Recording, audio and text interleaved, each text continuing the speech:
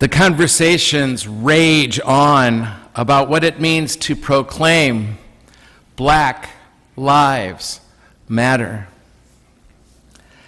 I first preached about those three little words about a year ago now, just after Ferguson happened, a little north of here. Some resent those three little words because they feel it makes others and their own lives less significant. But I keep wondering, why do we hear things like that? If I compliment you on your dress, and then you hear me complimenting another on her dress, does that somehow cheapen my compliment to you? No. Because both can be true. The truth is, we need to hear and we need to say, Black Lives Matter. Because for centuries, Black lives did not matter to anyone. They were largely invisible to the people who owned them and ignored by others, even for hundreds of years after slavery ended. Even to today. A statement like that brings people of color into the room. And it doesn't take anything away from the rest of us to hear that or to say that, because both can be true. But Black Lives Matter was not invented in Ferguson a year ago. God's been singing that song from the beginning. God was singing that song in those fields under the hot summer sun when those folks were just somebody's property. God was singing a song that sounded just like Black Lives Matter when they don't matter to anybody. But they mattered to God. Their Christianity made it clear in these stories. You just heard how true that is. That it's the ones who are made to feel like they don't matter. Those are the ones God reaches for to assure them that they matter. The first story is about a shepherd who leaves. He's tending all these sheep. 99 sheep are gathered together, and he realizes one is missing. And he leaves all these 99 vulnerable because that one mattered to him so much that he went after that one to bring it home. And in the second story, in the same piece, a woman's got 10 coins in her purse. She's got plenty of coins, but she realizes one of them's missing. And she knows it's got to be somewhere in this house, so she turns her house inside out, upside down. She's dusting with this broom, trying to find this one lost coin, because that one lost coin mattered so much to her, she would go to those extremes to find it. The message of this gospel is clear, my friends. No matter what we think of ourselves or what others ever think about us, we matter. And we matter to God. And we matter enough for God to go to extremes for our sake, to let us know that. Yes, Black Lives Matter. And so do you. And so do I.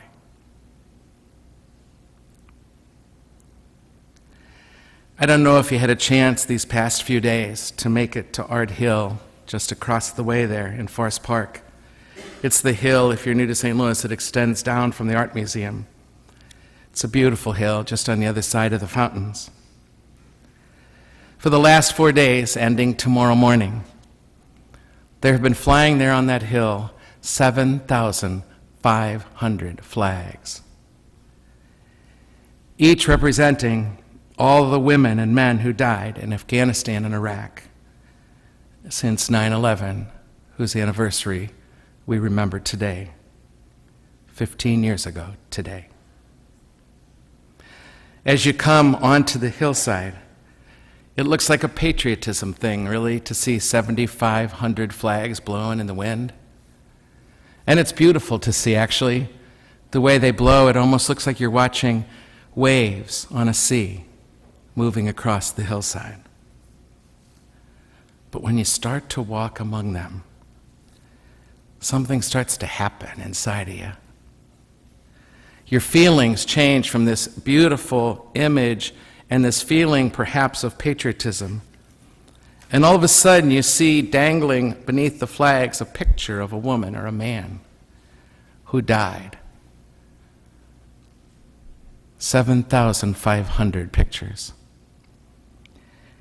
And seeing those name tags and hearing them in the wind sounding like tiny, 7,500 tiny little bells, kind of putting this hush on those who walk among them. And seeing the picture of the person, all of a sudden it's not 7,500 people, it's this life, this one life, and it matters so much. And you get this sense that they're individuals who matter still. And you get this sense of the tremendous loss of these young lives, men and women barely older than yourself, some your age, who've died in the last 15 years. Each matters still.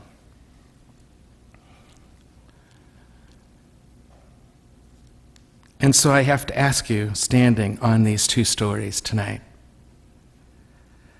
whose life matters to you? Or maybe I should ask, whose life doesn't matter to you?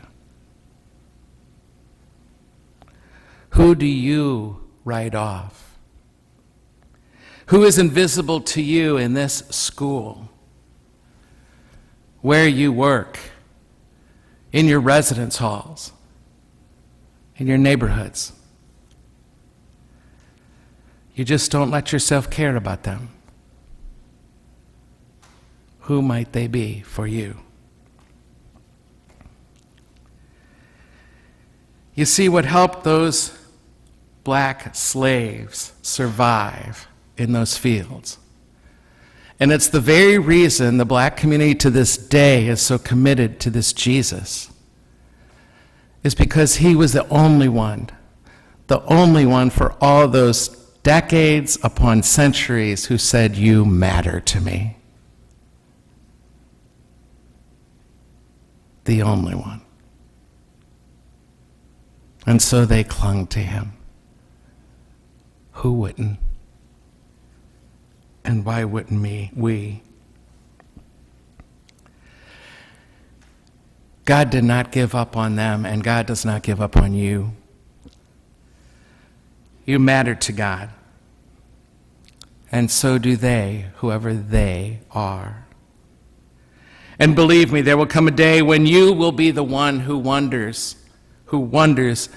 if anyone cares enough about you to let you matter to them. I'm guessing there's nobody here tonight who has not had that feeling somewhere, sometime along the way. I was talking to some of the freshmen who feel that now. One-on-one, they share with me what it's like to have come out of a situation where they knew almost everybody and they felt like somehow they mattered in this high school system. And now they're here and nobody knows them and people keep forgetting each other's names and they would love somebody to ask them something about their life besides, where do you come from, what's your name? And they wonder out loud, more quietly than out loud perhaps, do I matter? I don't feel like I matter to anyone here now. That's a hard thing to feel. But I think we've all been there and will be again. I've taken to walking more recently, and I've taken more to riding public transportation. It's enabled me to see more much more than I would see from the windows of my car. I have a moped, too, that does the same thing for me. I love my little red moped. It's out there by the concrete bench. And if you see me go past you, there's a good chance you'll hear me singing really loud. But I see more from sitting on that moped, and I see more from walking the streets of the city, and I see more riding public transportation than I've ever seen in my life.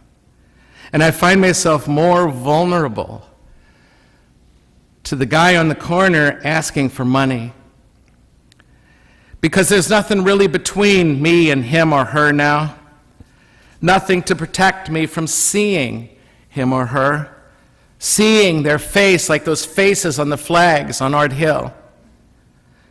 And all of a sudden, they're hard to ignore. I can't avert my eyes anymore. And it's affected me a lot.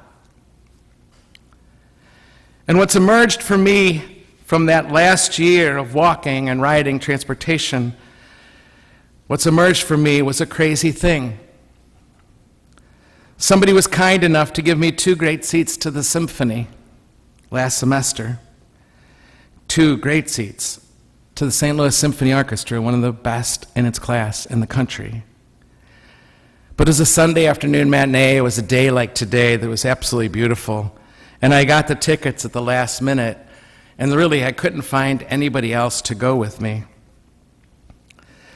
People dress up kind of nice there, especially if you tend to sit in the front, and the tickets were the best seats in the house. So I jumped on the Metrolink, put the extra ticket in my pocket, and I got off at the grand exit of the Metrolink. And I had that extra ticket in my pocket, and when you get off the Metrolink station, at least at Grand, there's usually several homeless men standing there. And one was a little bit off to the side. And so I impulsively offered a ticket to him. I have to say I find myself more charitable and risk-taking when I don't have a lot of time to think about it ahead of time and get all afraid and make a lot of excuses for not acting. And so the guy said yes, and this crazy priest and this crazy guy who lives on the street began to walk about a mile together up the hill, up Grand Avenue, to plop ourselves down in the expensive seats surrounded by people of great means. And he and I enjoyed some great music together for a couple hours. I'm not making myself a saint in doing this. Please know that. Like I said, if I would have thought about it for a second more, I probably would not have done it. But as I left him there in Powell Hall, I said a little prayer that somehow that guy would know that he mattered. That at least that day, for those 2 hours, he mattered to me. And maybe that somehow he might know that he mattered in the universe.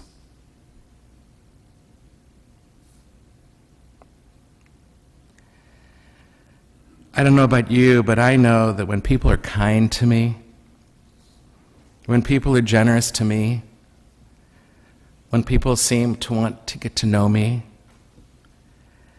I have that sense that I matter, at least to them right then. And what these stories make clear is that we do matter, and we matter that much to God.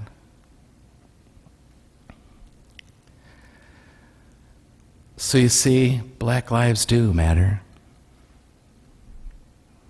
We need to say that. We need to hear it. I was so proud of our church 2 weeks ago when a Catholic university made amends for the selling of slaves about 100 years ago now. For the selling of slaves to those people there, the children of the slaves that were sold by that university to pay off its debts. As if to say, we did the wrong thing. We treated human beings like they don't matter. we did the wrong thing, because they do. And that's what I hear our church saying again and again, and it's when I'm most proud of us. Our church is on the top of garbage heaps where people live. Our church is in hospitals where people die. Our church is in HIV wards where people are dying horrible deaths and have been abandoned by their families. Our church is where there's orphanages of little children who have no family left. I'm so proud of us when we go to those who are made to feel like they don't matter, and by our presence with them we say, "Oh, you do."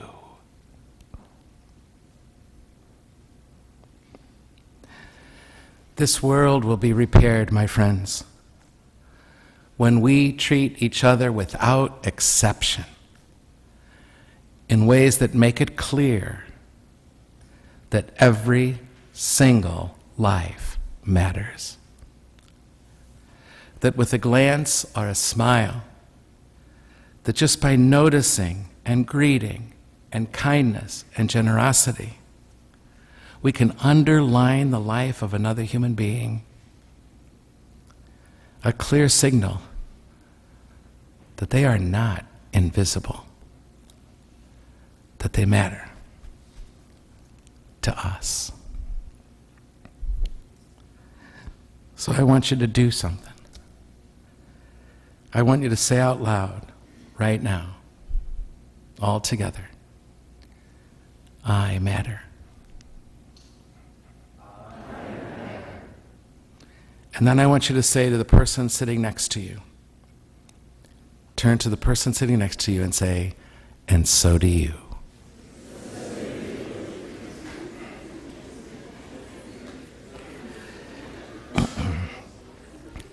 According to how Jesus imagined the world, we just did a very good thing.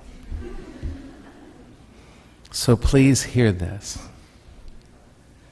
You matter to us. Your dreams matter to us. Your mind matters to us. Your feelings matter to us. Your failures and your successes matter to us. Your body and your health matters to us.